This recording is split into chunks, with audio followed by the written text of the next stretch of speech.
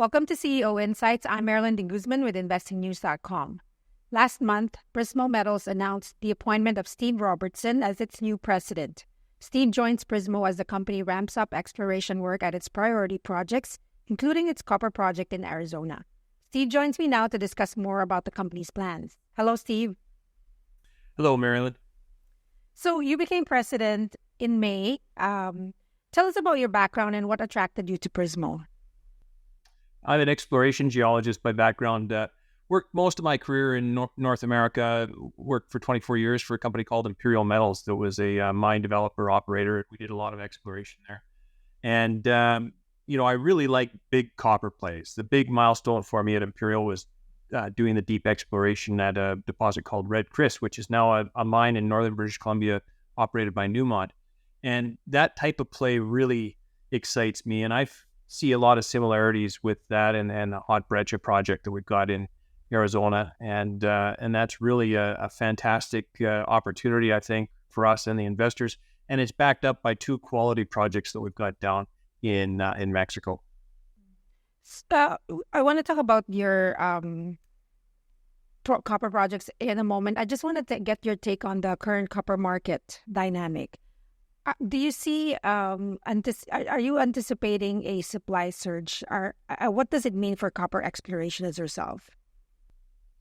Well, for quite some time now, and this is not just weeks, but for more than a year, there's been a deficit that's forecast for 2025. So in about 12 months from now, there's going to be a significant separation between demand and supply. And, mines are not created overnight. These take years and in some cases decades to actually get from the exploration stage up into production. And so the supply side doesn't change to the positive very quickly, but then all of a sudden unplanned events like we've had down in Panama with Panama Cobre was supplying 1.5% of the world's copper supply. Now it's completely offline. Things like that come along and hurt the supply side. So I really see the demand continuing to increase, but supply is just not going to be able to keep up. And of course, that's a good thing for copper explorers and copper producers. And so I think we're in the right business at the right time. So Del Prismo is focusing on its Hot Breccia copper project in Arizona. Why is that why can you explain the strategy behind this and what makes this a compelling project to pursue right now? Well, it's a compelling project, first of all, because it's in the right address. The Arizona Copper Belt is one of the most productive copper belts on the face of the planet. And we've really got world-class giants completely surrounding us at Hot Breccia. We're in the heart or the heat of the action in that area. And I'm really inspired personally by the discovery of Resolution, which is only 40 kilometers to the north of us. It's one of the greatest discoveries that has been made in modern times. And the current reserves there are about 1.5 billion tons of 1.6% copper. And, it's not only remarkable in terms of its size and its grade, but also because it was found at depth.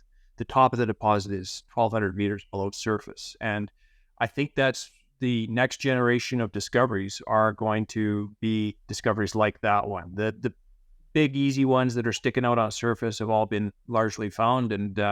And so the next generation of discoveries are going to be ones like Resolution or hopefully Hot Breccia, where we're exploring, similar to Resolution, we're exploring, a productive horizon that's about 400 meters below surface. And we've got some great indicators to point us in the direction that we've got potentially a sizable system at depth there.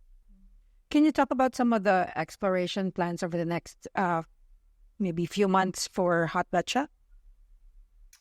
Yeah, well, Hot Breccia, we're just on the cusp of getting the drill permits, so we expect to announce the permits within the coming days or weeks. And once we've got that permit in hand, we intend to get out on the property as soon as possible with the diamond drill and start to test some of our theories about where the mineralization might lie at depth. This is a good time to be doing it. A lot of the junior sector is backed off on some of their exploration activities, so we're finding that there's a good supply of diamond drill contractors and so on that are available to us at this time. So this will be a good time for us to launch a program. And you also have projects in Mexico. Could you provide an update on the Palos Verdes project? Yeah, Palos Verdes is really, we've got a three-legged stool, and all three projects are very important to Prismo. Palos Verdes is very different from Hot Breccia, but is solid as a rock. That's a exploration project that we've got in the Panuco district. We've been completely surrounded, or we're surrounded on three sides, I guess, by Vizsla Silver, and they've had a tremendous amount of success on their property. And we've actually got a very cooperative relationship with them.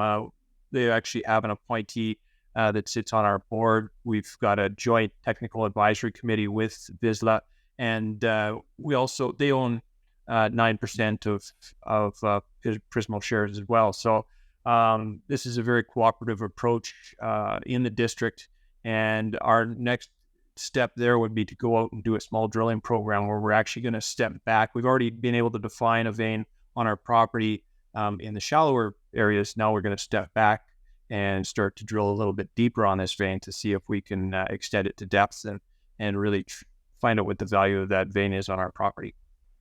Given all the projects, why is Prismo a compelling opportunity for investors right now?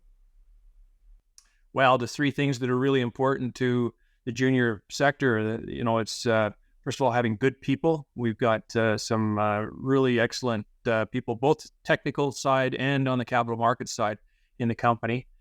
Secondly, we've got great projects. We have three very solid projects in the company, two of which we just discussed, and we really feel that good projects are hard to come by. So we feel quite lucky to be in the position that we're in. And then thirdly, just the timing in the market. The stock market really has not reflected the fact that the commodities have started to really enter into a bull market. And a lot of the commodity prices have been going up, in particular copper, gold, and silver, the three commodities that we're pursuing. And so, with our valuation, a well-structured vehicle with very few shares out, good share ownership, and emerging into a market like this with a low market cap, it's a very compelling opportunity. Well, thanks, Steve, for speaking with me today and sharing your company updates.